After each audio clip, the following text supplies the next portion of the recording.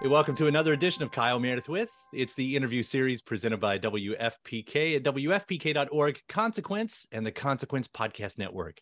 Thanks as always for making your way here, checking out the series. Please do hit that subscribe button so you can keep up with all the interviews that we put out every single week.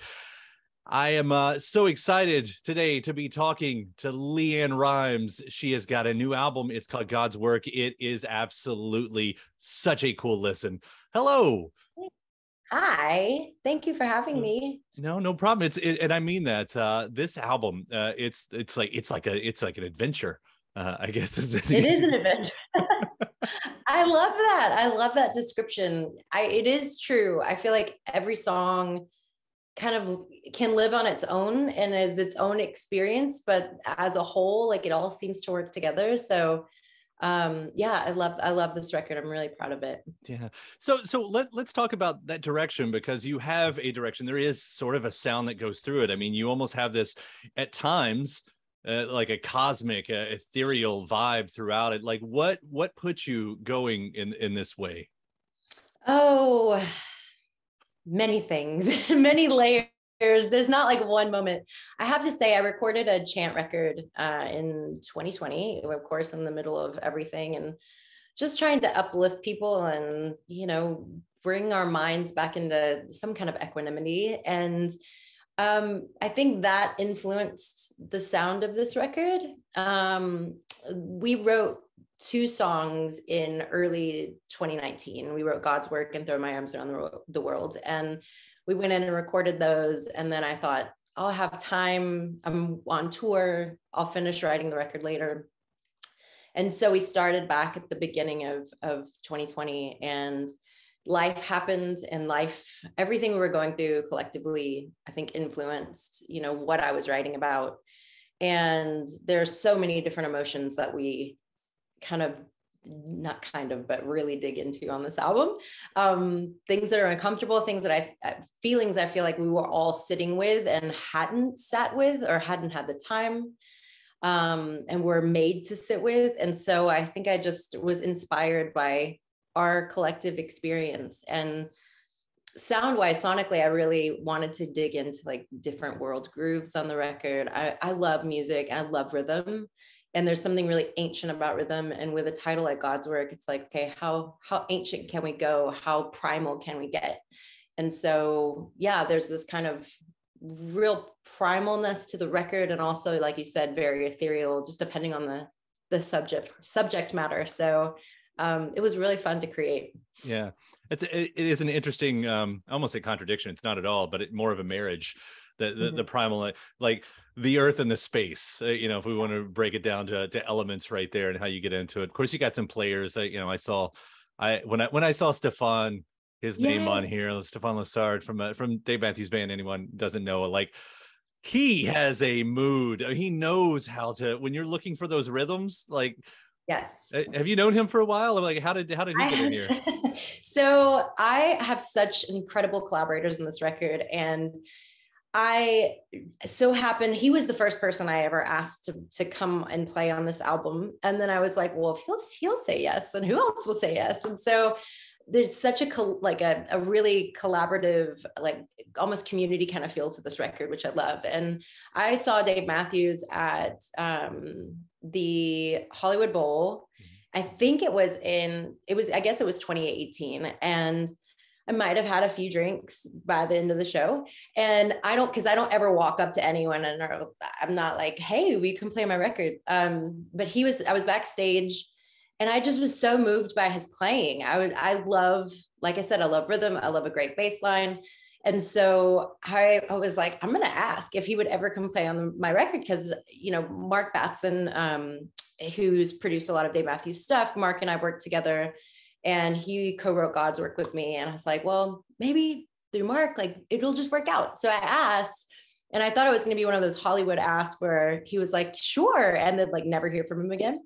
Right. But it wasn't. He came in to the studio, played on the first 2 tracks. And then we asked him to continue with the rest of the record. And so my co-collaborator, Daryl Brown, and I would like record piano vocals and then send them off to like drums and bass and whatever else we were putting on the record, because everybody couldn't be together. Mm-hmm. So it was a really strange way of making an album, but it worked. So, I'm really grateful that everyone was at home and had time on their hands and said yes. And some of these, some of my collaborators like Ziggy Marley, Sheila E, I haven't actually met them. Oh, wow. One of those situations. Yeah, it is one of those situations, but I'm so grateful that, it's an eclectic group of people. I think we're all a very similar heart and mind. We're all putting very similar messages out into the world. And as I was writing the record and had these kind of different avenues I was going down, especially with the song like The Only, which is very reggae, I'm like, okay, who can I get to solidify this sound? And he was like, absolutely. So, it was one of those things where it almost felt like casting a film with every song. And yeah, it was just cool to be able to have such an eclectic group of people on this record. Yeah. And then a lot of those names you mentioned, Ziggy and Ben Harper, also on that track. I mean, they come with their own positivity, yeah. I wonder if you're Ziggy, like, man, nobody ever calls me for a murder ballad. I don't know if he feels that way. You're so just wanting people to think of you outside the box. It's very true. They all had, like I said, we all have very similar heart and mind. And I think I met Ben in my dentist's office. Oh. So random. And I'm sitting there looking at him out of the corner of my eye. I'm like, that's Ben Harper, isn't it? And so we ended up talking, and of course I knew, the songs that were coming down the line, and I'm like, ooh, I would love for him to play and vibe on the song. So Lettucey, I met, Lettucey many years ago and just love her voice and wanted to bring another flavor to the record. And Mickey Guyton's on the album. There's a lot of cool people. Like I said, I'm just happy people said yes and had the time, and it was kind of like the perfect storm. Well, getting back to the content as well. I mean, it is important stuff that you're talking about. I mean, we get that first song with Spaceship, and which I wrote down, which gave me really strong Bowie vibes, which yes, the thing, it's caught it. And not just the Spaceship, but the piano, the 70s piano in there, and just the way it lifts. It's got a sort of a 5 years kind of thing going on. But you get to that first line, the first line that we hear, no, I never felt like I belonged here. Like, that's a heavy line to start a record with. Yeah, and that's exactly the way I wanted to start it.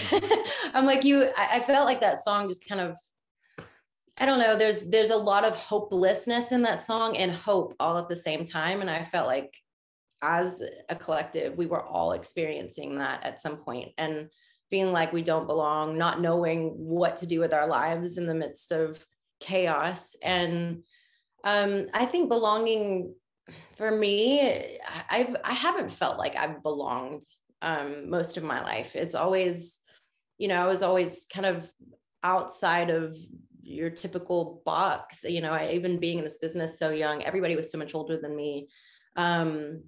I didn't really, when I was in school, I didn't feel like I belonged there because I was working. It was like, I just kind of always felt out of place. And I'm sure sometimes I haven't even felt like I've belonged to myself because I've belonged so much to the world for so long.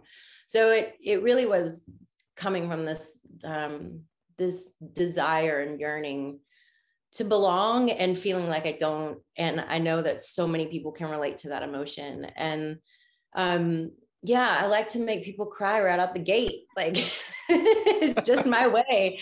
But there's some, I think we really touch upon, like I said, the longing, the grief of that song. And there's also a lot of anger in that song. And I think like when we look at the scale of emotions, like, I've battled depression and anxiety most of my life. And when you're in that depressed state, like anger can move you out of it. And so for me, there's so much hope in the actual anger of that song, because it feels like there's some forward movement, and it is kind of a plea with God, or creation. It's like, please tell me why the hell I'm here. And if it's not purposeful, like just take me home. Like we know we're going there eventually, just get me out of here. Yeah. So yeah, that's a hell of a, it's almost surprising to hear the optimism going into the only ones, or the only right after that, because you're like, it is, you almost, it sounds like a plea coming on Spaceship, but then turn around and going, you know what, if we all join hands, we're gonna be fine. Yep. It's like, we're all gonna be in it, let's do it together.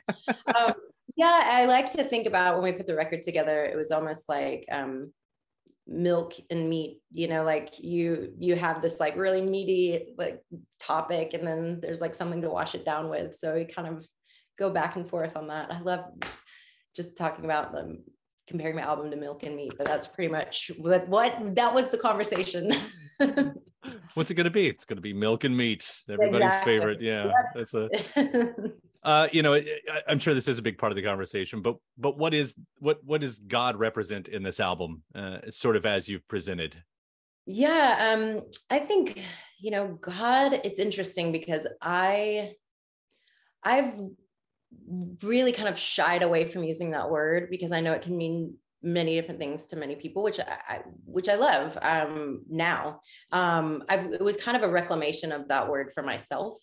I was raised Southern Baptist, and it was kind of like I ran as far away from it as I could for so long. And then these last 10 years, I've been on my own spiritual journey, and it was a reclamation of that word of sorts. But I think you can also insert love.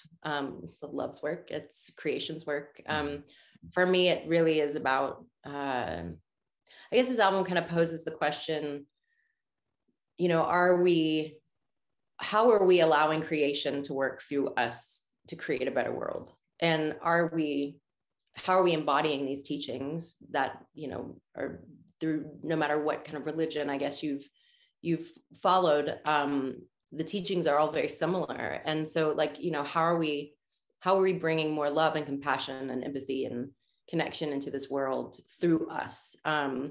So yeah, it really is about creation and looking at the way that we live such a dualistic life, the light and the dark of things, the light and the shadow. And what I like to call, I have a podcast called Holy Human. And so that very much played into this record. So, looking at all of our humanity and all of our holiness, and also asking for people to kind of step out of that duality a little bit, and recognize that we have so many complexities to this experience, and there is so much nuance. And I think we're starting to come into this, consciousness where it's not as black and white, and we're seeing that there are many nuances to this life. And, how can we, like I said, how can we allow love to pour through us more for a better existence? Yeah. I know it ends up being, a different subject matter in a way, but when you get to the wild, and there's that word again, holy, I mean, the wild keeps her holy. Is there a direct line from what you're saying through what you're getting at when we get to that track? Yeah.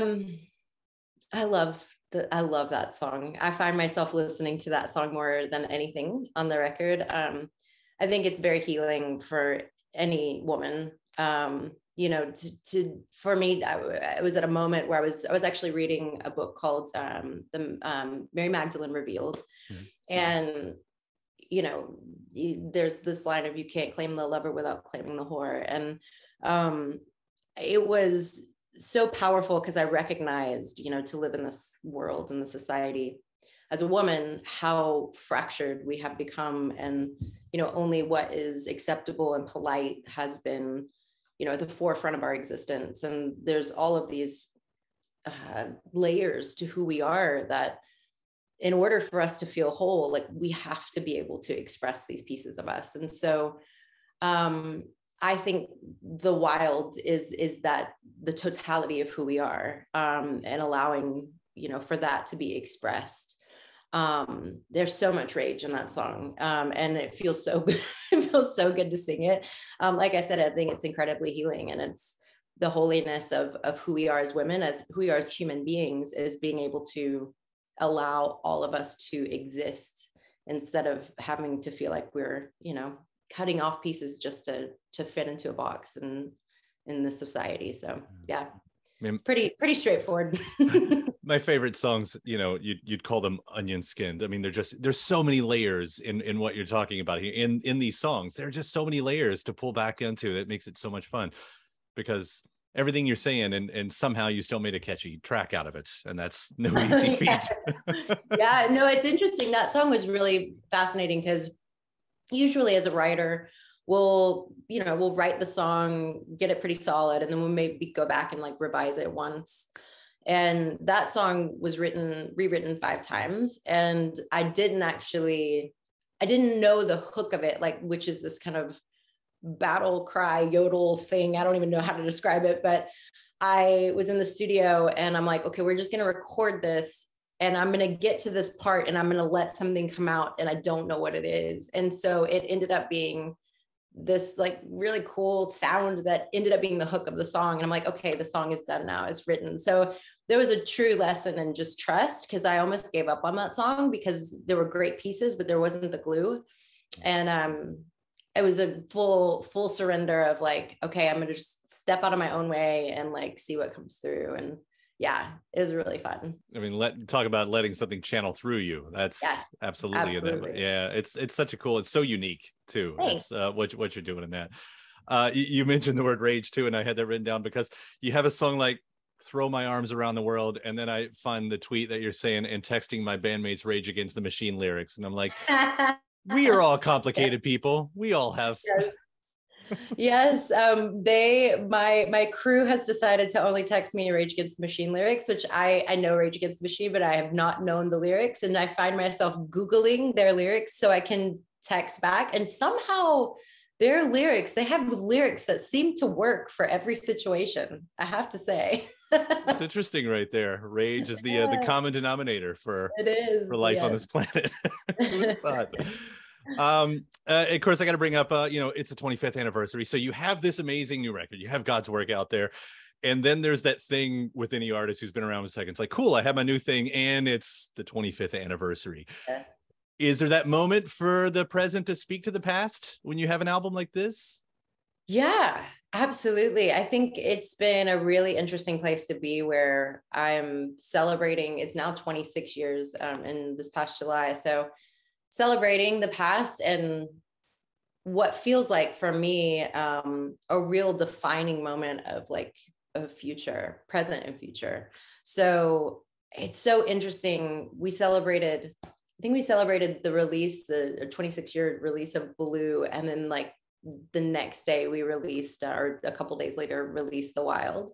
And I was like, whoa, like the evolution of me as an artist is really represented in that string of time and with those 2 songs. But though I feel like when I play things live, like I'm in my soul and I am the through line of everything. And I think the feeling that I put into my music, I think that it all works somehow. It just all does. So yeah, there's sometimes I think I've gotten through the point of annoyed by my past, like we all feel, and especially for me, being in this business for so long, like people and starting so young, people have this kind of timestamp of who they remember you as, whether it be Blue or Coyote Ugly or How Do I Live, or, there's definitely a timestamp with me. And so I think there was a bit of an annoyance there for a while. And I think now I'm over that hump and at that place where I can truly appreciate it and know that, there's a very strong presence of the present and the future. So. Yeah. I believe at this point you've proven yourself many, many times to be to be an artist of the present. That's the great thing, is I do feel like I'm kind of at a point where there's a lot of freedom in what I do, and there's not this need to prove. It's a real need to express and to, really give myself the freedom of true creativity, and which feels wonderful, because I think there's been many years where I would record a song because I knew it was going to be a hit. I mean, there's songs I don't even do anymore because I didn't do it out of my own sense of, creation and freedom. So I'm to that place now where it's like, okay, what wants to move through me? And, sometimes I don't even know why I'm writing something like The Wild comes along and you're like, well, okay, why am I going here? And then, I listen to this record now or even perform it, and I hear different lines that I've written because I've now started to really live out what I've written. And so it hits me differently. And I learned from this album. Like, I feel like it was a true lesson. Like, these songs were something I needed to hear. And I feel like if it's moving me, then I feel like it'll resonate, because I feel like I'm tapping into something we all need to hear. It's resonating. It's Thanks. Absolutely resonating. I want to quickly ask, I know we're hitting the clock here, but you're part of the Taylor Hawkins tribute show. Yes. Coming up.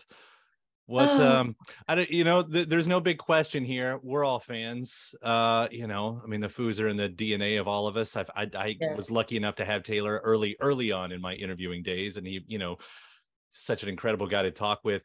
What was your friendship there, and maybe what can we expect from the show coming up?